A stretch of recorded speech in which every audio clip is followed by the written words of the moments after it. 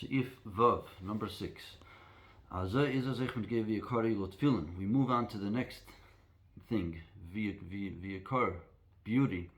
What it says in the Megillah, and the Gemara says that the word v'yakar is a reference to tefillin. Wie gesagt, früher ist tefillin a zeichen for dem was tragt ze. That when a person wears tefillin, it gives off a sign. It's like almost like you're holding up a banner when you wear tefillin. And the banner says, Azer gehört zum Ebersten. It's like you're holding up a big sign that says, or like a t-shirt that says in big letters, that I belong to Hashem. As the Pasuk says, that all the nations of the world will look at a Jew wearing tefillin, and they'll see that the name of Hashem is called upon him.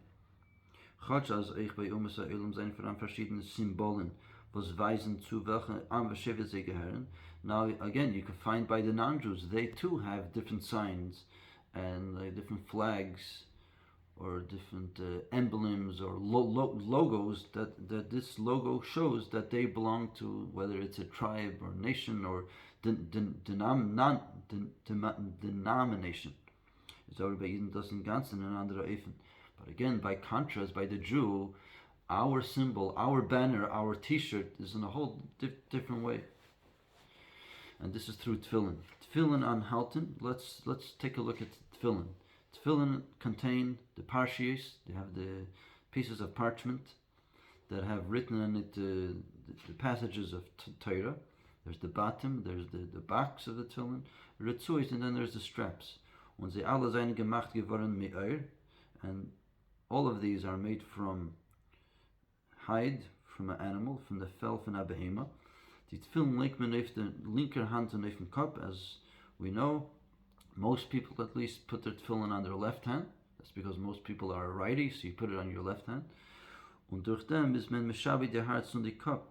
Sie werden ein Glied zu die tefillin. When we do so, we subjugate our heart and mind, that they become vessels to the tefillin.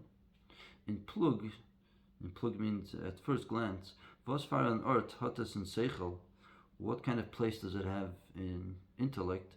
As a mensch, abardas, a person that has intellect, somebody with sanity, soll a rumringeln sein Kopf mit der Ratzu von der Behema.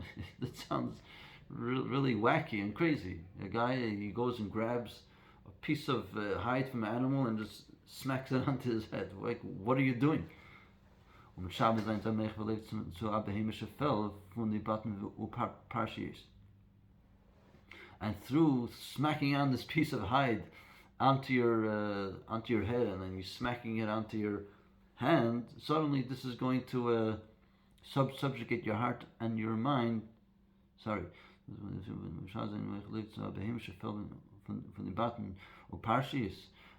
What's going on? So you're connecting yourself from a piece of hide from an animal.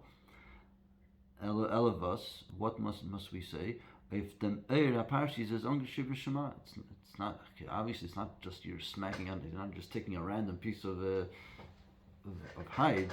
On this piece of hide is written the holy letters of Shema. Vayim Shemaya, the passage of Kadesh. Vayikveyacha. No, sorry. This is all part of the question.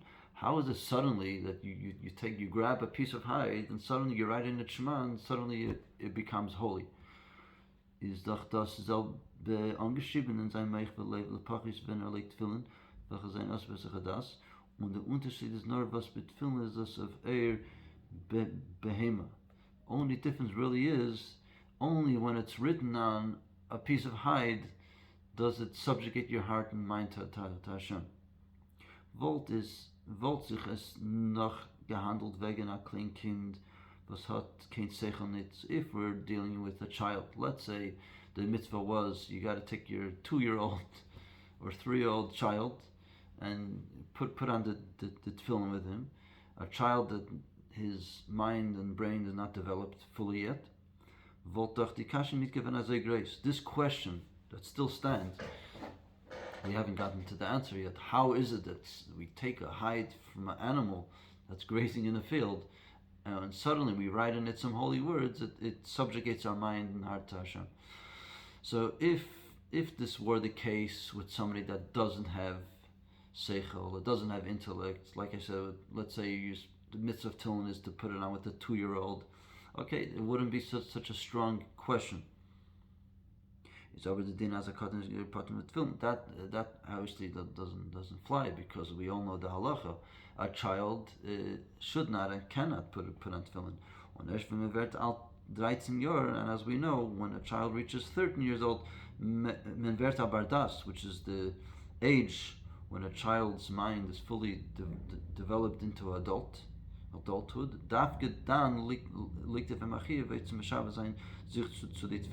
it's precisely when his mind is developed, precisely then does he have an obligation to subjugate oneself to the tefillin v'zayin gemacht, and again to this tefillin, which is, as the Rebbe is saying again, coming from an animal.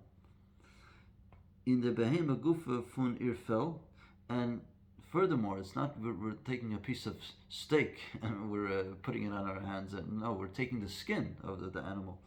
Versus the niedrigste grepste Zach from the behema. We're taking the most coarse, and if I could add, the inedible and just the most degrading part of the animal, and dafkins precisely through that. And furthermore, we precisely have to paint those straps white, because naturally, usually a hide of a cow is white. And the halach is we must paint it black. Black is not the most beautiful color. So what's going on here? We're taking a hide from an animal, and we're telling a person precisely, a person that has intellect, and we're telling him, okay, now I got to take the most lowest part of an animal, and through that is going to connect you to Hashem.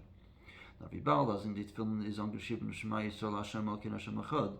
Also weiter ist sich dazu mishabit sein Moich verlev mit das aufgeschriebene dort, warum kein Tziva HaMelech. The Rebbe underlines the words kein Tziva HaMelech. You're doing this precisely because Hashem asked you to do so. That's all.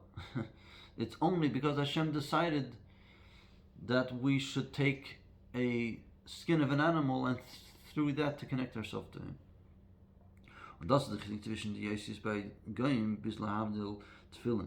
Going back to what the Rebbe is explaining, the difference between the symbols that other nations have, whether it's a flag, emblem, or logo that shows that they belong to a certain denomination, versus by the Jewish people that our flag and our symbol is tefillin. Die Symbolen von Jiden stolziert mit der Mensch. A person prides themselves with this. Let's say a Mexican flag. So the people from Mexico, they pride themselves. Look, this is our flag, and we're gonna hang it on our porch. We're gonna hang it next to our banks, because this is what we pride ourselves with the Mexican nation. Mit seinem Spar überhalten sie an wenn sich mit seinem Spar überhalten sie an Heiligkeit und an Edelkeit. That it's something that lacks Edelkeit. How do you translate Edelkeit? Pureness.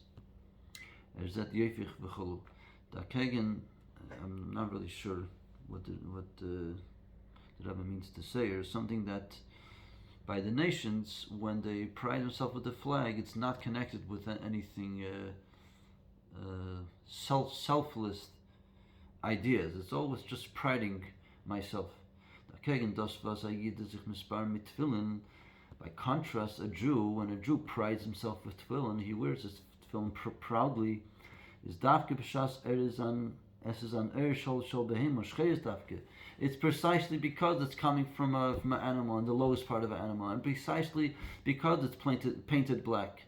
Dorten wird aufgeschrieben und aufgenommen mit Mesiras Nefesh, Shema Yisrael Hashem Elkein Hashem Echad. It's with that he takes pride, precisely because it's nothing really beautiful and stands out. It's the symbol. The symbol of the Jew is that I'm priding myself that with Hashem. That's it. Nothing else in the way. I'm not going to make this whole beautiful. I mean, of course we have to. It says we need to beautify the mitzvahs. Get yourself a nice esrog, a nice menorah. But the theme of tefillin is that we got to keep focused. That we are the servants of Hashem. I'm doing whatever Hashem wants, and that's what tefillin represents. Zayin, wie gesagt früher, seien die vier Sachen Teure. Now, this is almost a recap. These four symbols, which are Teure, Yom Tov, Mila, and Tefillin, the Eish welche zeichnen Eis. These are symbols that highlight, when tailing up, and it separates us. Euch dem Yiddischen Guf, even our physical bodies, even with that we are different from the Goyim, from the alle andere Gufen. So this is the common denominator between all of these four symbols. That in these four, we know it's noticeable even in a physical form how we're different than the Goyim. In other words, it's not just okay when you walk into a shul. So the prayers that are written in a siddur, there's no way that you could compare it with whatever is written in the prayer books of a church, lahavdil. The Rebbe is saying no. These four things, these are things that the Goyim also have. It's almost exactly the same. We circumcise, and the Goyim also circumcise. The Goyim have a symbol in the flag. We also have a flag, and even in these things, it's noticeable how it's different by a Yid. Und der Ribber hat Haman Rasha als stark gestellt gegen sie. And this is exactly why Haman, the wicked, was so strong, attempting to oppose and destroy these four ideas. So that Haman nicht as viel gehart. It didn't so much bother Haman, was a Yid is heilig, b'shas tut sein in yonim ruchniim. When he's doing his ruchnistige stuff, he's davening, he's learning. Haman didn't mind.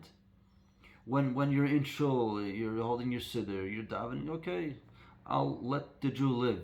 Which are yonim from the neshama, holy, spiritual, and soulful ideas. Okay, I'll let the Jew live. Said Haman.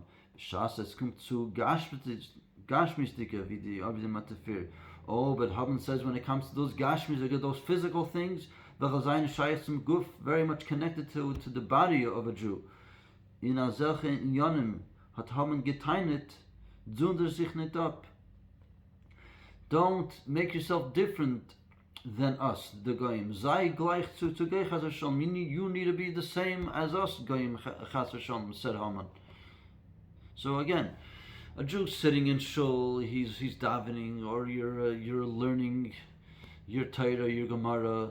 Haman didn't mind so much, but when it comes to those physical things, which by a guy it's exactly the same, Haman said, no. You Jews are going to be the same. Von der Gesehre, was Haman HaRasha hat Geiser gewinnt zum Bewalte sein die Eises.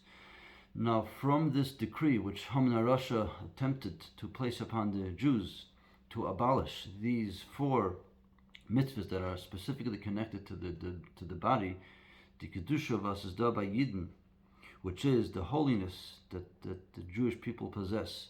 Eichen die Sachen in welche sie seien äußerlich gleich mit Nicht-Jiden. And again, precisely with those things where seemingly a Jew and non-Jew do it exactly the same. Davon ist gekommen die Gesehre zu stern Achmanos la viele Dinyanen von Jiddischkeit, welche seien euch begezenis anders von Nicht-Jiden.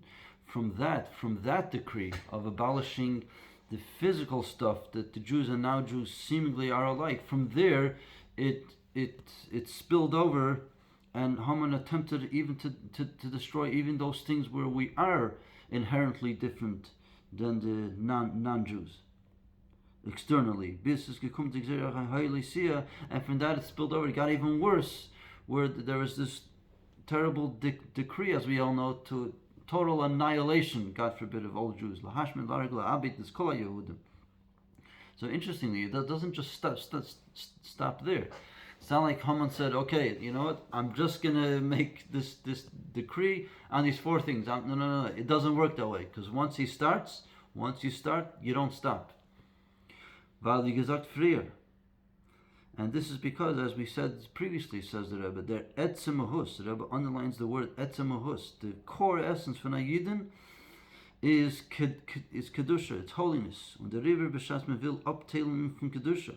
So when somebody like a Haman comes along and attempts to separate the Jew from his core essence, Chachman is maskim as in gewisses manim, even though that this non-Jew, he agrees as in gewisses manim that at certain times gewissen yonim soll ja sein heilig bei ihm. This voice or force that is going to attempt to tear away the Jew's core, he's going to say, well, he's going to try to smear it up and saying, oh, I'm only going to tell you to stay holy by those things where you are holy. Nennt men von ihm sein ganze Mahus. But really, if somebody's trying to tamper with the core essence of a Jew, with that he's eventually going to destroy him, and it's going to take over his entire being, his entire psyche. Der Rebbe, b'shas men is poti geworden von Haman mit seinen Geseres. So now, and this is why we celebrate Purim, where Haman's decree was abolished. So there was, thank God, it was only an attempt. Hat Misaken given them Yontif Purim.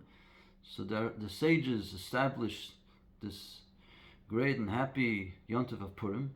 Was das is a tag in welchem in pravet agashim suda, and that's why Purim there's a specific emphasis on having a physical nice meal with essen und trinken, good wine and good food, bis zu lubesume ad yoda. And again, what stands off with Purim is that you get intoxicated.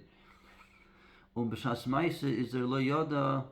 In the Yodas by the Yidden Amkulik, that's Arar Haman. And again, even when you aren't intoxicated, the Rebbe is stressing this over and over again, because that's the beauty of a Jew, and that's what a Jew really is, by his core essence. Even when you do let yourself loose, even then, you have it clear in your mind that it's Arar Haman and Baruch Mordechai. You know who's the bad guy. And like the Rebbe mentioned before, the bad guy is doing stuff in life just for the heck of it, just for the fun of it.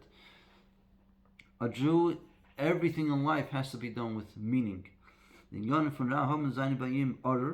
So even when you do let yourself loose and you're all happy and jumping around on Purim, even then you stay focused. You know that what's supposed to be who's the bad guy and who's the good guy.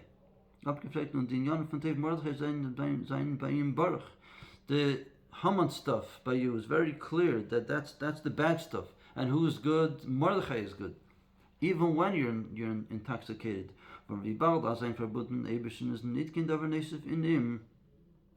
this is because since a Jew's connection with Hashem is not something external to him, where you might think, okay, there's who I am myself, I have my personalities, my ambitions in life, and all my agendas, and then, okay, on top of that, I'm also Jewish. No. First and foremost, you are Jewish. Everything else in life comes secondary. Das ist dein ganzer Mahus. Your entire essence, your entire being, your entire psyche is that you're connected to Hashem. The far the herter nit mitzad yidian seichel. And that's why you comprehend, not because it's something logical and seichel. Narafil b'shas says lo yada. Even when you're loyada, when you're intoxicated, mitzan zayin mahus, so you could be drunk, and drunk doesn't just mean intoxicated. You could get carried away with many different things in life, but you have your focus. Your neshama keeps you focused that again, Arar Haman, that Haman is the one that's Arar, and Mordechai is the one that's blessed.